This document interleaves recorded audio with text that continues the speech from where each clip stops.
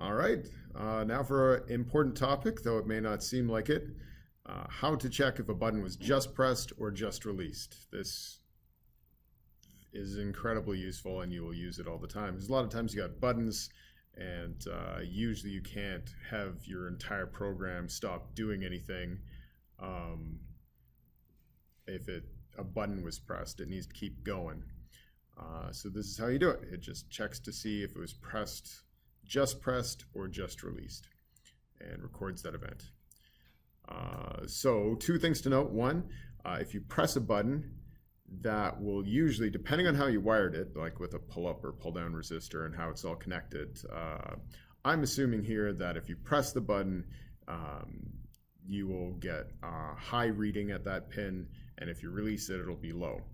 This can be different depending on how you wire your button. If you get it, so when you press it down, it connects the pin to ground. Everything here will be the opposite. But if you get it, so you press the button down and it connects that pin to plus 5 volts, this is exactly how it works. So standard programming pattern, we are going to need to compare the state of the button this pass through the loop with how it was last pass through the loop. So pretty key here. So we need variables to hold both. Really, this could be inside loop, but this last loop button state must be outside. It makes sense to put the current loop button state outside of it as well, just so you're not constantly initializing it. All right, another thing to consider, to the Arduino, a button press is a very, very slow event. You might think like, oh, I just pressed it for a second, but on Arduino, depending on how much code you've got in loop and what it's doing in there, it can be executing loop and checking the state of it, like from about several thousand times per second to 1,000,000 times a second. So it will check that button press like while you're pressing the button, like thousands to maybe 1,000,000 times during that period. So since we don't want things to change 1,000,000 times, we want it to just register one event, not 1,000,000 events, we got to be smart.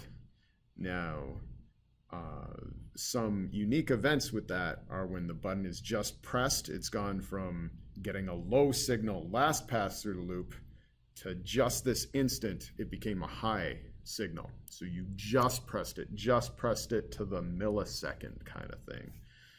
So that's a unique event. And also it was pressed, the button, like you were getting high, high, high, high, high, high, high, high while it was pressed in your fraction of a second button press.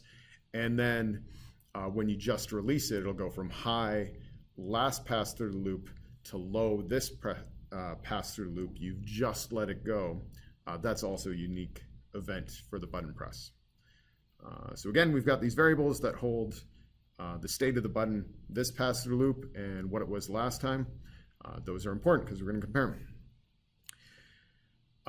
So here's a common thing to have. We set the current state of the button to what we read off the pin.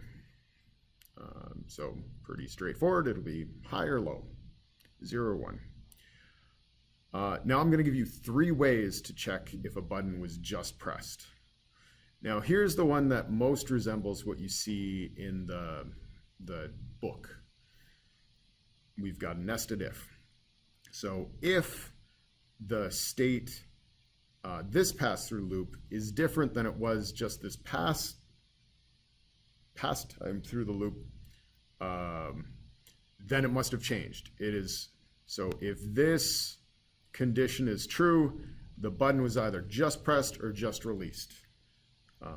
So then we got to check like, oh, was it just pressed or was it just released? So that's what this does. So if currently the button is pressed, then it was just pressed. So that's how this works. Outer loop checks to see if we're at a transition between states, if it's just pressed or just released. And if that's true, then we just check to see if it's pressed or not. And from that, we can see if it was just pressed or just released. I think nested loops is kind of a silly way to do it. I wouldn't have even put it there if it wasn't how the book does it. This is a great way to do it too. If the current state is different than the last state, so hey, if we've just had a state change, if it's just been pressed or just released, and currently it's pressed, then the button was just pressed. So checking for, is it different this time than last time? So state change and what the current state is, together they mean the button was just pressed. And here's an even easier way to do it. Like, hey, if we've just pressed it, like we're just in the transition in the millisecond, last time I checked, it wasn't pressed. Now I checked and it is pressed. That button was just pressed. I'm going to say that way too many times. All right, but so those are 3 ways to check if a button was just pressed. If we want to see if it was just released, it's essentially the same idea. Again, we got our nested if statements, probably the dumbest way to do this, but whatever, it works, and it's in the book, so just so you can recognize it when you see it. So outer loop checks, hey, did the state change? Did it go from high to low or low to high? Last time I checked, it was different than just now. And then if that's true, if it's just experienced a state change, we check to see if currently it's low. So if currently it's released.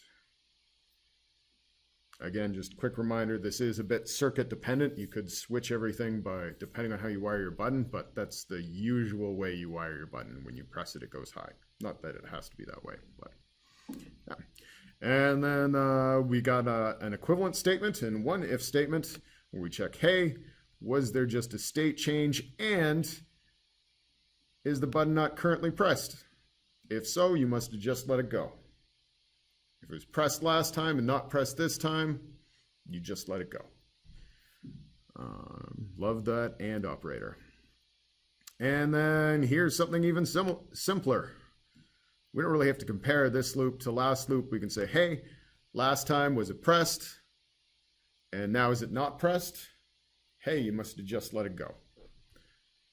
So those are the 3 ways to just press a loop, or to check if a button was just pressed, or check if it was just released.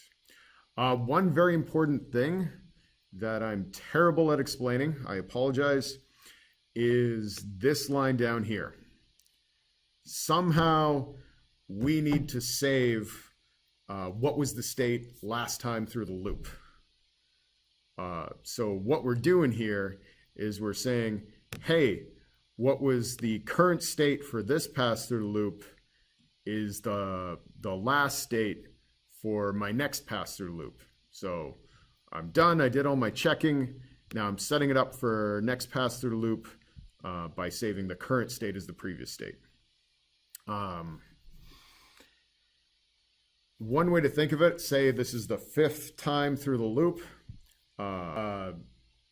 The state in the, so say we're in our 5th pass through loop, we're comparing the state in the 5th pass through the loop with the state in the 4th pass through the loop. So all through this pass of the loop, the state during the 5th loop is your current state. It's this loop button state. And so then when we're done with it and ready to go onto the 6th pass through the loop, we will save the state of the 5th pass as the previous loop button state, because for the 6th pass through the loop, we'll be comparing the 6th pass as the current state and the 5th pass as the previous state. Hopefully that made sense. Probably not. Sorry. Think about it. It'll make sense. Anyway, hopefully that made sense. This is very useful stuff. Thanks for watching.